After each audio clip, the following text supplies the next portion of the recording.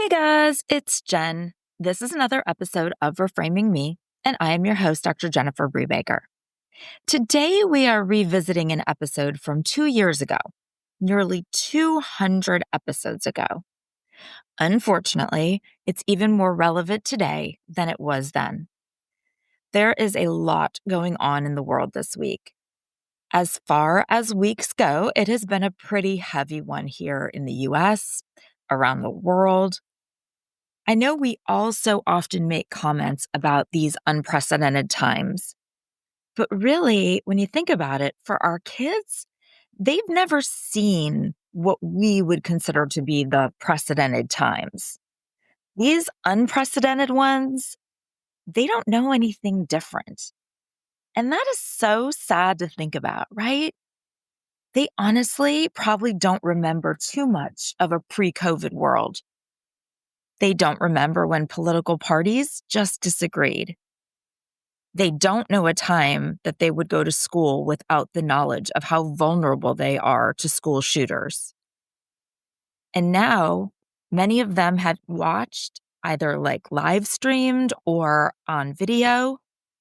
But now, many of them have even watched the graphic video of an influencer shot and killed in real time.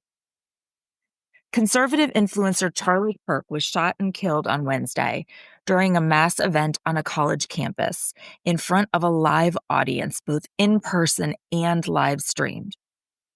So far in 2025, there have been 304 shootings.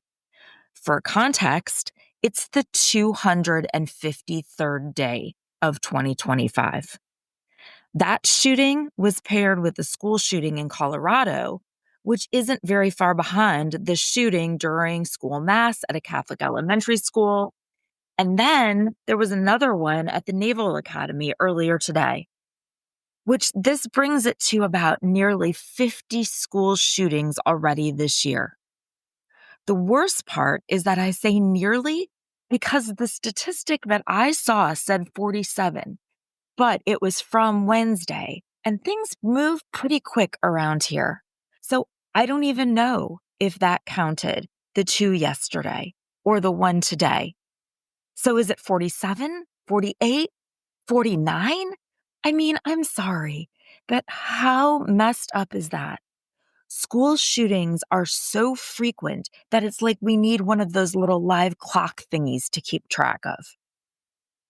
Charlie Kirk's death is especially notable to us because of the role and the potential impact that he had on many teenagers, notably, but not exclusively, of course, but notably white conservative boys. But even if your teen was not a fan, chances are their kids at school and in their Instagram feeds and in their TikToks, and they're all talking about it for sure. So maybe your kids were fans and they are shocked and suffering because of the parasocial relationship that they had built with him. Or maybe they're frightened that political discourse can be so deadly. Or maybe they're like my oldest and just shocked at the state of things. He is the one who has the biggest interest overall in politics. I mean, he's 19 and lives on a college campus, so that's to be expected. And because I study political communication, he and I have lots of like meta cultural type conversations about politics. So he, of course, texted me right away, just like, oh my God, can you believe it? Or maybe they're more like my middle, who just seems to be so desensitized to the violence and hatred and horrible things happening in our world. Or like my daughter, flooding my messages with TikToks and reels about the horrors of gun violence in general. And why does no one seem to care like this when kids are killed in schools? And why does no one care when kids are killed in Gaza? And you know what? I have no answer because I don't know. I just don't know. What I do know is that as a nation, we're not okay. As a society, we're not okay. And our teens, they're definitely not okay. So I thought we should revisit our much earlier, but yet still horribly relevant conversation on mental health.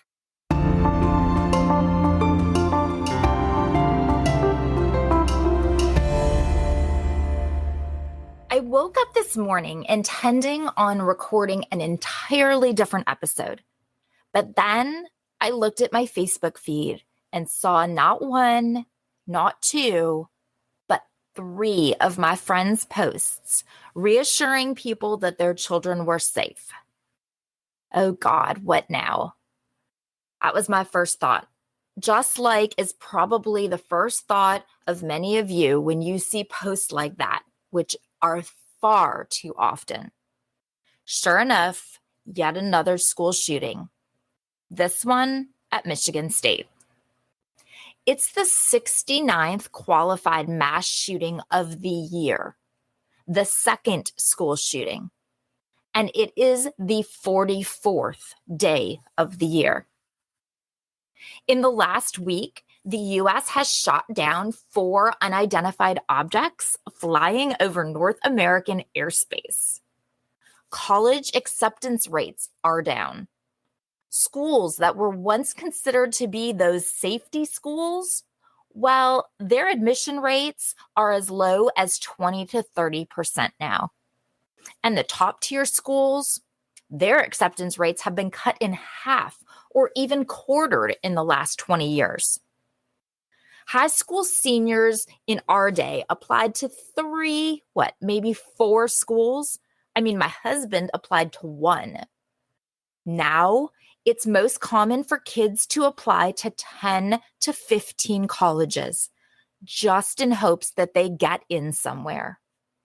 And this is after a high school career full of volunteering, involvement, athletics, AP classes, and college dual enrollment classes. And lest we forget what we mentioned in the last That, we all get to watch college acceptances play out in real time thanks to social media. Oh, but then you can breathe, right? College, the best years of your life. Wherever you get in, it will totally be reasonably priced. Nope. Tuition is high, and many college students just watch as the debt piles on, trying to balance classes and jobs and still have some degree of a social life to actually make it the best years of their life. It will be worth it, though. I'm sure you'll get a great job when you graduate. Well, don't count on it. The job market, it's pretty tough. Some even call it devastated after the pandemic. And if you want what's out there, you better have experience. But if you want that experience, it probably won't be paid. But you need to save for the future with no pay and $10 bazillion in student loan debt. So on top of your to low paid get experience job, you also better get a job to pay the bills.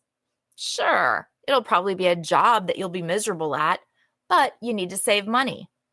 Well, if you can manage to somehow pay your living expenses and your college loan debt, you should save money on top of all of that, so that someday you can settle down, buy a house, have a family. Well, the housing market is ridiculously high, so I wouldn't hold my breath on even being able to save enough to ever afford a house. Looks like I'll rent. Yeah, so good luck with that one. But those are the worries for the future. And I'm sure that despite economic, global, and environmental instability, it will all totally be fine. So just focus on today. Can't forget the additional pressures, the quote, easy ones that don't involve being worried about getting shot at school or about the future, the social ones. Social media. Where to even begin? Maybe with the intense pressures of Snapchat. Being sure that you don't accidentally leave someone on read or undelivered, keeping up snap streaks, seeing other snap stories, getting a glimpse into the parties you weren't invited to, or the dances you didn't have a date for, or the just plain friends hanging out that you weren't included in. Or Instagram, or TikTok, trying to keep up with the pressures of others' perfectly curated lives, their, filtered or not, flawless faces, their get ready with me perfect hair or face or outfit, or their impeccable performances of the choreo of the week, and their bodies, the possibly fit, but quite possibly photoshopped and often surgically augmented bodies of high school and college age influencers. I mean, you can't miss them considering what they're wearing, right? Have you seen those memes, the ones that show like what a 13-year-old girl looks like now and what I looked like at 13? Or the way a 15-year-old dances now versus what I danced like at 15? They're hysterical because they're frighteningly accurate, right? I mean, how flawless was your face as a teenager? Your hair, your body? I know mine were not flawless, that's for sure. What type of choreo did you do in your bedroom mirror? I know mine was to Madonna to get in the groove and open your heart. Did it look like you see on TikTok? I know mine didn't. But do you remember what it was like to be a teenager? Do you remember the angst? For most of us, if we just play any song from Jagged Little Pill, we can feel all the feels of teenage life right again. The hurt, the sorrow, the anger, the jealousy, the heartbreak, and yes, the joy too. We definitely can't discount the joy. But there's a concept called selective retention. It stems from a psychological theory called cognitive dissonance theory. And selective retention says that when we look back on things, we do selectively remember the positive things, and we do have a tendency to forget or discount the negative ones. And many of us do just that. We look back to middle school and high school and college, and we see a happy time, a simpler time, a time before the stresses of adulthood. We look at our kids now and think, in the grand scheme of life, it's not that big a deal. But remember, when you were that age, it absolutely was a big deal. And to them, it's a big deal too. And on top of the teenage pressures that we also experienced, plus all of these new teenage pressures and fears, don't forget to sprinkle on the fact that 2 of their critical developmental years were spent locked down in a global pandemic. My oldest spent his freshman year of high school at our dining room table, and his sophomore year was hidden under and talking through a mask. I remember his exact words. He said, "Mom, it's impossible to make new friends when you can't see their faces and you can't understand each other under masks." Oh yeah, they had to worry about sickness and death too, but whatevs. But you still hear people say, older people saying, and young people today, teenagers these days, they're so entitled, or kids aren't tough like they used to be in my day. College kids are so unmotivated and directionless. Young people just don't want to work anymore. Can you believe that he moved back home? Once my kids are gone, they're on their own. They're all just so fragile and coddled. Why are teens fill in the blank, right? Why are they what? Anxious, depressed, scared, hopeless? Why did they self-harm? Why did they attempt suicide? Yesterday, NC State, which is one of our sister schools in the UNC system, had its 8th death on campus this academic year.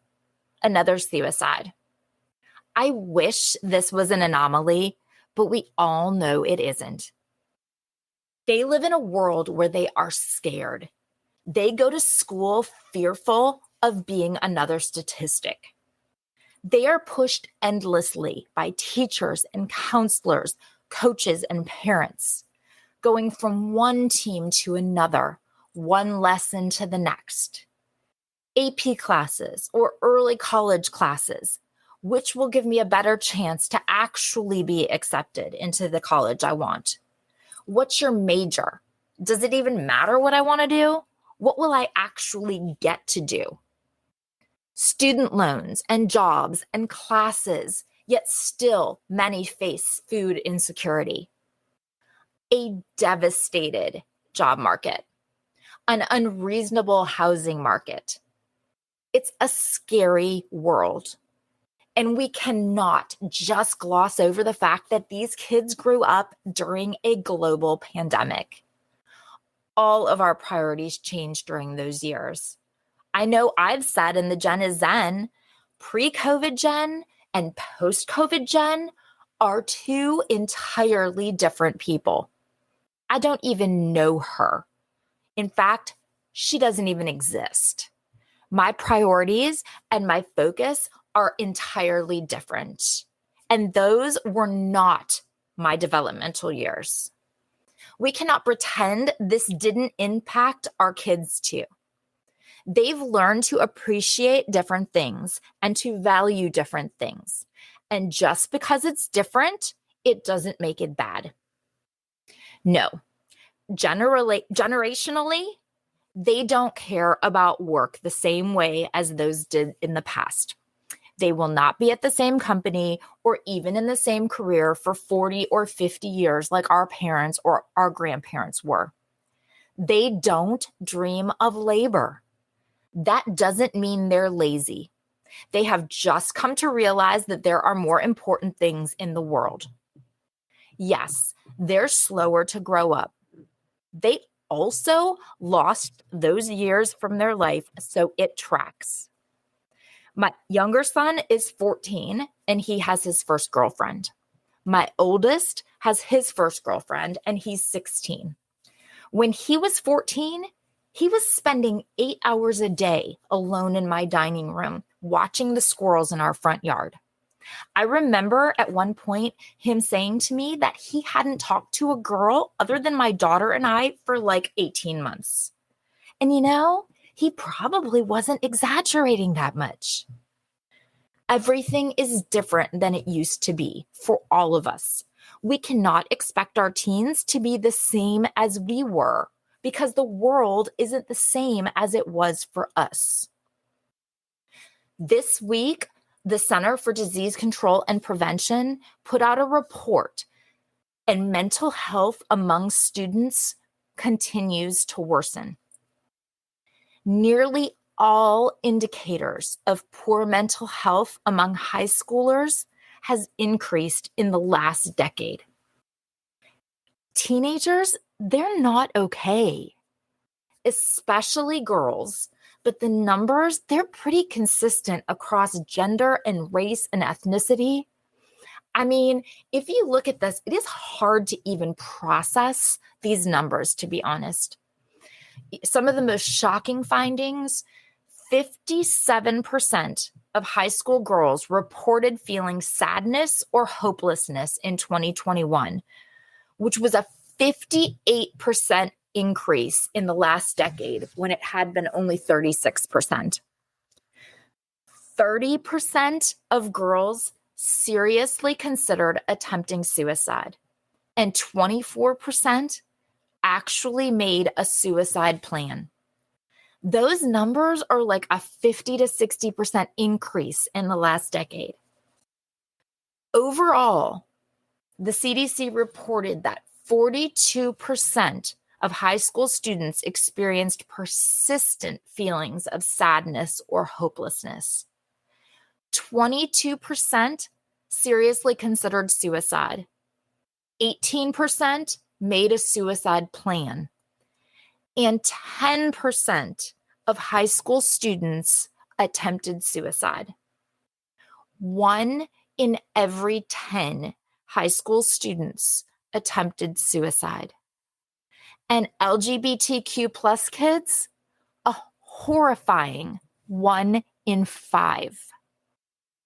And these kids are being dramatically impacted. Their lives are being affected. More than 40%, nearly half, said that their feelings of hopelessness and sadness prevented them from taking part in their regular everyday activities.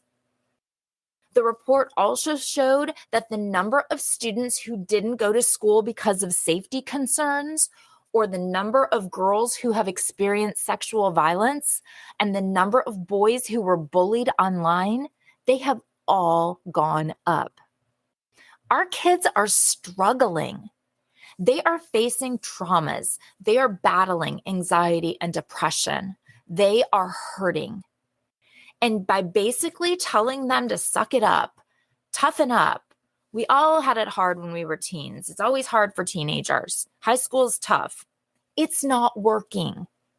Pushing them to do more or to be better does not help.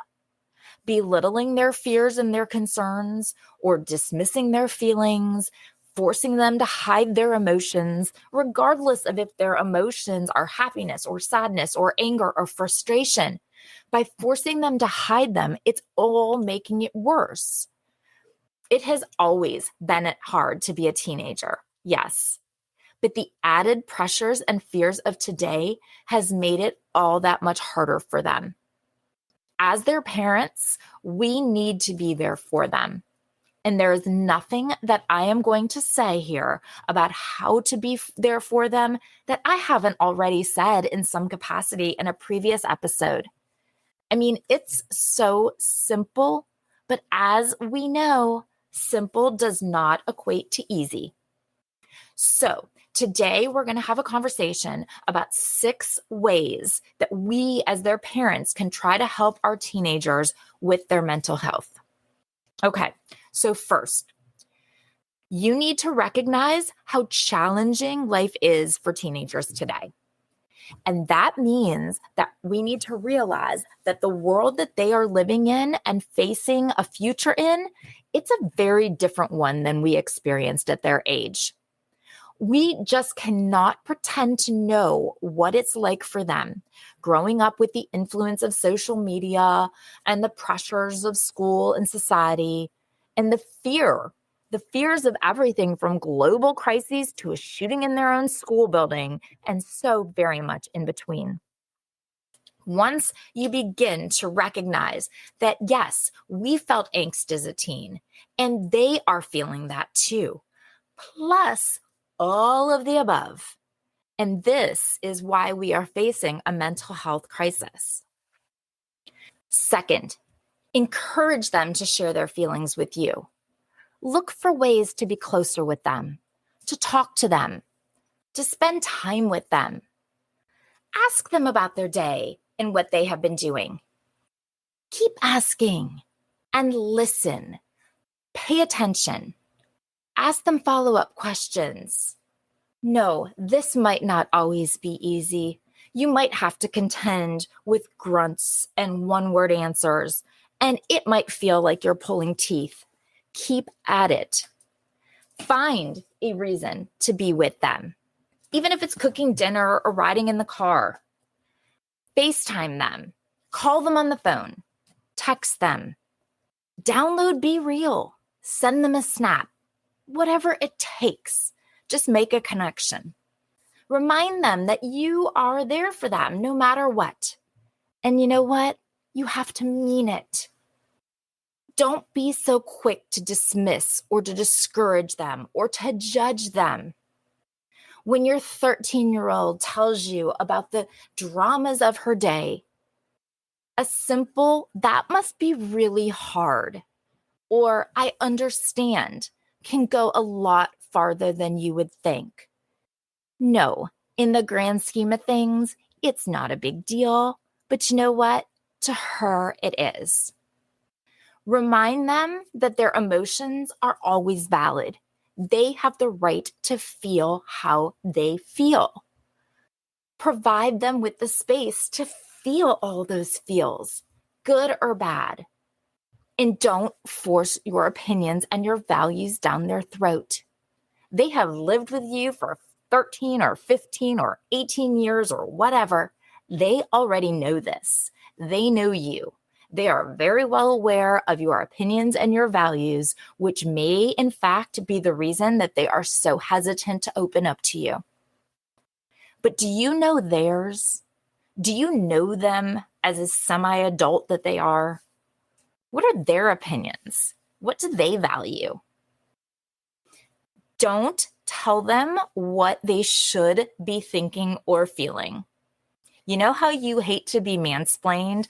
I know I sure hate to be mansplained. They hate it too. So don't Parent-splain. See, I just named something new. Parent-splain. A listening ear and a few simple words of encouragement can help them feel comfortable in sharing their feelings with you. You never know how something you say is going to help. It can be so very easy for us to notice and to point out the things that they do that we don't like, or the things that we think that they're doing wrong. But also be sure to notice and praise them for the things that you do like, or the things that they're doing well, regardless of how small or how insignificant it may seem. Those words of encouragement will go so much farther than you think. All right, so third, take time to be with them and to support them. I know that life can get so very busy, and we all have so many distractions. But just because they're not babies anymore, and maybe that they don't need us as much as or as the way that they did when they were small children, this doesn't mean that they don't still need us. They need our attention. They need our support, and we need to give it to them. We need to make them feel valuable.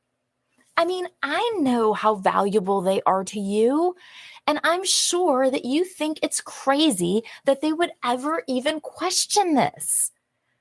You probably think, of course you are valuable to me. Of course you are the most important to me. Of course I would do absolutely anything for you. But you know what? We all need to be reminded of how loved we are, of how important we are. And this is especially important with our teenagers because I can tell you they are questioning their value every single day. Every day, they are questioning their worth. They are saying things to themselves like, nobody likes me. I'm in the way. I am a problem. No one would even miss me if I was gone. 1 in 10 high school students have attempted suicide. Listen, ask questions, make time for them. Give them hugs, run your fingers in their hair, even if they shirk away from you. Snuggle up with them on the couch. Just go into their room, sit down, ask what they're up to. If they're sitting on their phones, go bring your phone and sit with them while they're on theirs. Or if they're sitting doing work, bring your work over and do your work by them. Be present. Fourth, work through your conflicts together. Okay, I'm not going to sugarcoat it. I can't lie. You are going to have problems. You are going to have conflicts. You are going to have issues. You are parents and you have teenagers. We talked about it in Stressed Out and in Tell Me Lies, and then again in Merry and Bright. It is 100% normal for parents and teens to have conflict. And like I said in the Beneath the Layers episode, it is so often lightning and storm clouds. And when these issues come up, remember, everyone gets stressed. Everyone makes bad decisions. And as hard as it seems at the time, it's best if you can listen to their views and try to sort things out calmly. I get it. You may be too much in the heat of the moment to even have a moderately civil discussion. But you know what? The anger, it's not going away. The problem isn't going anywhere. So just take a beat. You can discuss it better when you are calmer and you are more rational. You will go much further than you will if you just simply fly off the handle. But if you do lose it, which we absolutely all do at times, I know I lose it more often than not, probably. It is a perfect opportunity to teach them that you are human too. You make mistakes. You can ask forgiveness when you are wrong. Be honest and be transparent. Remember in the Beneath the Layers episode, we mentioned that when teens feel like things are completely out of their control, or that they are powerless. They are going to try to take that control or power in any way that they can. Well, with the world feeling as unpredictable and out of control as it does right now, they may be seeing their options as limited. They may be struggling to stay in control of something in their lives. As difficult as it can be in the moment, empathize with their desire to assert control in this scary time. And rather than attempting to fight back with them or to overpower it, make them a part of the conversation. When some things do come up and they're trying to figure stuff out, even if you know the answers, step back, let them figure it out. Ask them questions that will help them get to where they need to be. What do you want? What do you think? How do you feel about it? If, say, they're trying to decide between taking an AP class that they dislike and maybe they're going to struggle in, plus the added stress, of course, of taking an AP class, or of switching out of it, taking an honors class instead, something that maybe they enjoy more and would probably struggle less in, but it's not going to have the same weight with their grades and they don't want to hurt their GPA. Instead of making the decision for them, have them talk it out. Let them weigh the pros and cons of each option. What will their schedule be like or their workload? How would each option impact their GPA? How would it impact their happiness? I mean, they're nearly adults. Let them make some of their own decisions. And then, even you could be talking about social issues. Do you think that being at a party without adults is a good idea? How do you see this going wrong? Or, if I'm feeling bad on social media, how does it make you feel to see certain things on social media? Teach them media literacy. Show them how to establish boundaries. If something makes them feel bad, have them hide them, unfollow them. When they have lockdown drills or they hear about school shootings, how did that make them feel? Talk to them about the extra stress that you feel as well. You don't need to be Wonder Woman right now. Show them how you deal with your own difficult feelings, and it will let them know that their feelings and their concerns are completely normal. Now, there are going to be problems. And when there are problems, talk with them about the way you feel and why you feel the way that you do. Hear why they feel the way that they do and see if you can work together to resolve it. Yes, you are the parent and ultimately in charge. Absolutely, 100%. No one is taking that away. But say your child sneaks out and is caught drinking. Our knee-jerk reaction is screaming at them, telling them that they are grounded, taking their phone away. Their knee-jerk reaction is running off, slamming the door, locking themselves in their room, saying they hate you.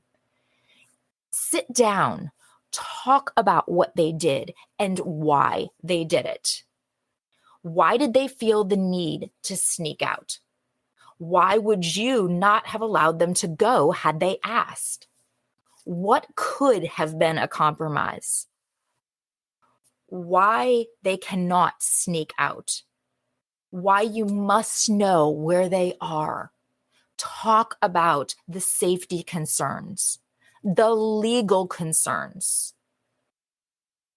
Talk about how they broke your trust, as well as the rules and the law, and that there are absolutely needs to be consequences.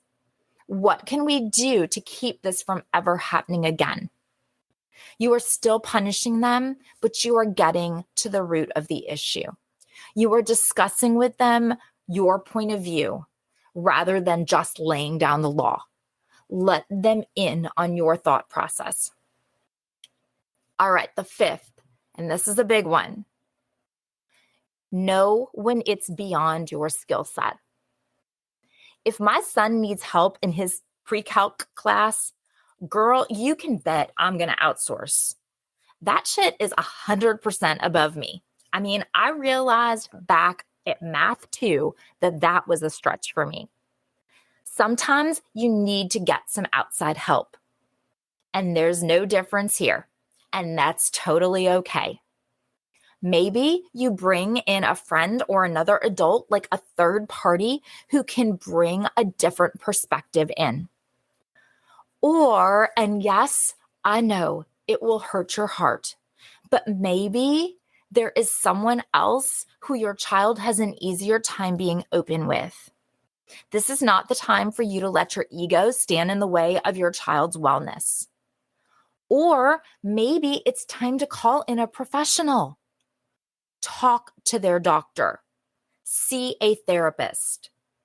Therapy and or medication can be excellent options for teens or adults dealing with anxiety and depression. And there is absolutely no harm or shame in either. If your child had a heart condition or had diabetes, you would not hesitate to consult a professional. And you would not hesitate to medicate when needed. It is literally the same thing. Mental health is health. And sixth, last but absolutely not least, take care of yourself. Wait, what? Oh yeah, I said it. You. Take care of you. Yes, it is so much harder to be a teenager today than it was when we were that age. All of the normal teenage angst, the friends cutting you out, the boys breaking your heart, teachers who are unfair, classes that are hard, school and work and extracurriculars and friends, and parents who insist we spend time with them, feeling left out, thinking you're too fat or too ugly or too annoying or too stupid or too whatever for anyone to ever like you, and all of the other everyday drama. Plus the added fears and dangers and worries and pressures that we never had to consider. But you know what? It's also harder to be a parent now than it was any other time. Every single day when I send them off, of course, I worry about them driving to school or being careful at practice, just like parents always have. But every day as I send them to school, I pray that they stay safe. I pray that they're not hurt. I pray that they come home safely. I pray that there's not some disturbed person who has a gun and a grudge who takes away the most precious people in the world to me. Because there are a sickening number of mothers who have sent their children to school only to never have them come home. And that makes me absolutely nauseous. I pray that they always know how valuable they are, that I can somehow counter all of the pressures and the fears and the awfulness of the world today so that they never, ever doubt their value. So that the thought that no one would even care if they were gone would never even cross their mind. 1 in 10 high school students has attempted suicide. That is not a statistic that our parents ever had to consider. I look at NC State and at Michigan State, and I think of all the parents who are at home worrying about the mental and physical states of their babies who are off on their own for the very first time. Parents have always had to worry about, will their kids make good decisions? Will they drive safe? Will they walk with someone home from class? Will they be safe? And we do too. But I am sickened that now we need to add to it. Is the pressure too much for them?